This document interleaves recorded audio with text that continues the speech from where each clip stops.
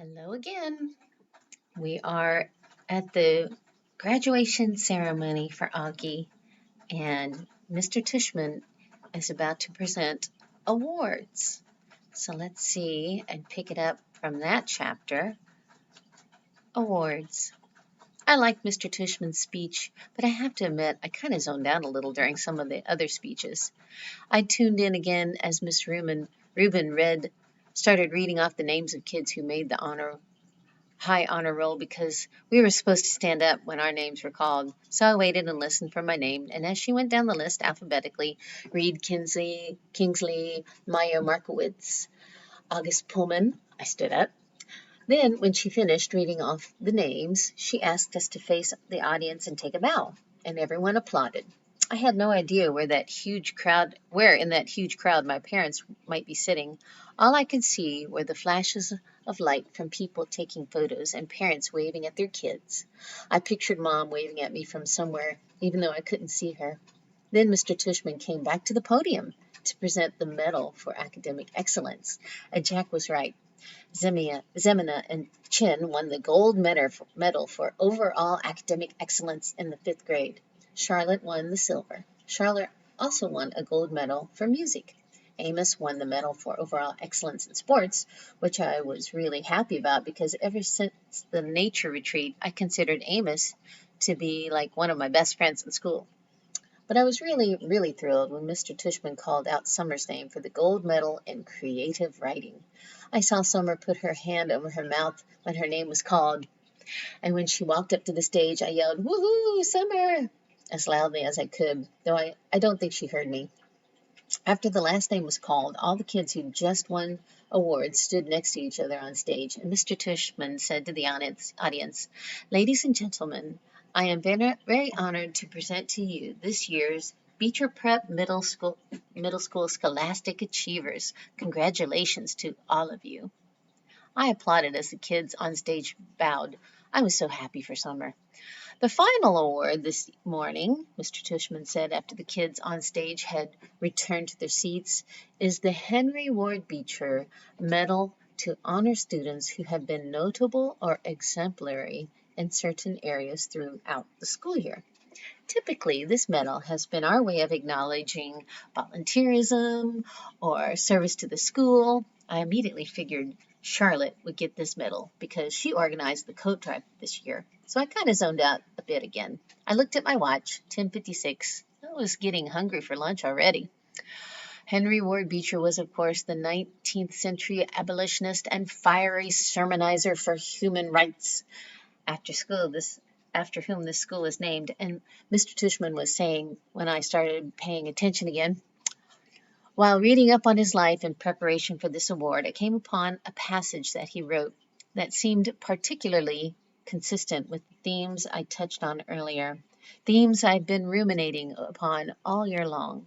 Not just the nature of kindness, but the nature of one's kindness, the power of one's friendship, the test of one's character, the strength of one's courage. And here, the weirdest thing happened. Mr. Tushman's voice cracked a bit, like he got all choked up. He actually cleared his throat and took a sip of water. I started paying attention for real now to what he was saying. "The strength of one's courage," he repeated quietly, nodding and smiling. He held up his right hand like he was counting off courage, kindness, friendship, character. These are the qualities that define us as human beings and propel us, on occasion, to greatness.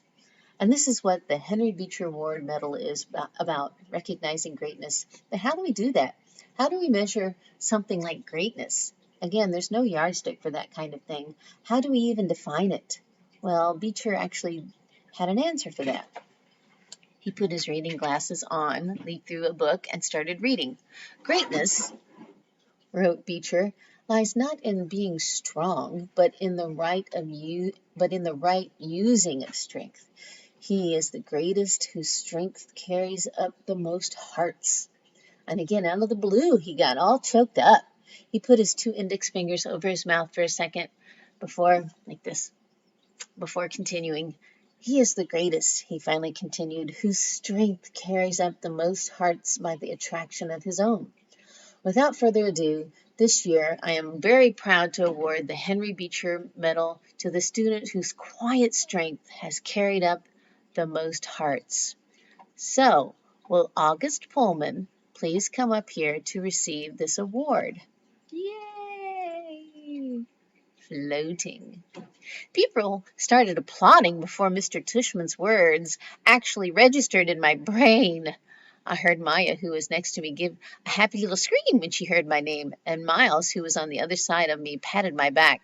Stand up, get up, said kids all around me, and I felt lots of hands pushing me upward out of my seat, guiding me to the edge of the row, patting my back, high-fiving me. Way to go, Augie! Nice going, Augie! I even started hearing my name being chanted, Augie, Augie, Augie. I looked back and saw Jack leading the chant, fist in the air, smiling and signaling for me to keep going, and Amos shouting through his hands, "Woo, little dude!" Then I saw Summer smiling as I walked past her row, and when she saw me look at her, she gave me a secret little thumbs up and mouthed a silent "cool beans" to me. I laughed and shook my head like I couldn't believe it. I really couldn't believe it. I think I was smiling. Maybe I was beaming. I don't know. As I walked up the aisle toward the stage, all I saw was a blur of happy, bright faces looking at me and hands clapping for me. And I heard people yelling things out at me. You deserve it, Augie. Good for you, Augie. I saw all my teachers in the aisle seats, Mr. Brown and Mr. Petosa and Mr. Roche and Miss Atanabe and Nurse Molly and all the others, and they were cheering for me, woo-hooing and whistling. I felt like I was floating. It was so weird, like the sun was shining full force on my face and the wind was blowing. As I got closer to the stage, I saw Miss Rubin waving at me in the front row, and then next to her was Miss G, who was crying hysterically. A happy crying, smiling, and clapping the whole time. And as I walked up to the steps to the stage, the most amazing thing happened. Everyone started standing up. Not just the front row, but the whole audience suddenly got up on their feet, whooping, hollering, clapping like crazy. It was a standing ovation for me. Wow. And that's a good place to leave it, with Augie getting a standing ovation for winning his school award. Fantastic. Until next time.